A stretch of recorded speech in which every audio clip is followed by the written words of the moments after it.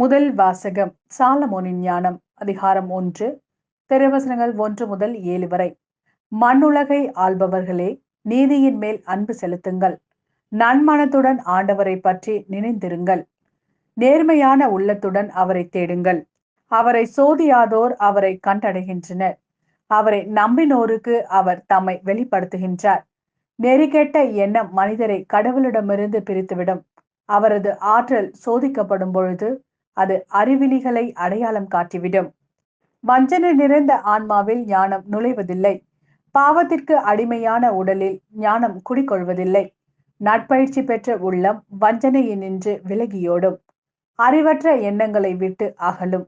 அநீதி அணுகுகையில் அது நாணி ஒதுங்கும். ஞானம் மனிதநேயமுள்ள ஆவி ஆயினும் இறைவனை பழிப்போரை அது தண்டியாமல் விடாது.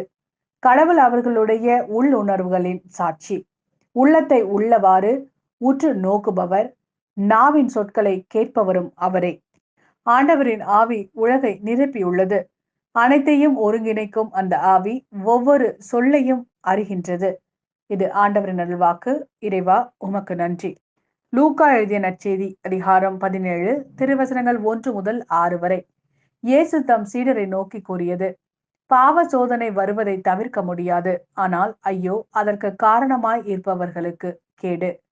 அவர் இச்சிறியோருள் எவரையாவது பாவத்தில் விழ செய்வதை விட அவ்வாறு செய்பவரது கழுத்தில் ஒரு எந்திர கல்லை கட்டி அவரை கடலில் தள்ளி விடுவது அவருக்கு நல்லது.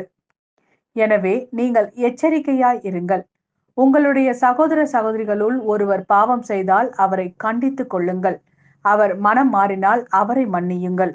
ஒரே நாளில் அவர் 7 முறை உங்களுக்கு எதிராக பாவம் செய்து 7 முறையும் உங்களிடம் திரும்பி வந்து நான் மனம் மாறிவிட்டேன் என்று சொல்வாரானால் அவரை மன்னித்து விடுங்கள். திருத்தூதர்கள் ஆண்டவரிடம் எங்கள் நம்பிக்கையை மிகுதியாக்கும் என்று கேட்டார்கள். அதற்கு ஆண்டவர் கூறியது: கடுகளவு நம்பிக்கை உங்களுக்கு இருந்தால் நீங்கள் இந்த காட்டு அத்தி மரத்தை நோக்கி, நீ வேரோடே பெயர்ந்து போய் கடலில் வேரூன்றி நில் என்று கூறினால் அது உங்களுக்கு கீழ்ப்படியும்.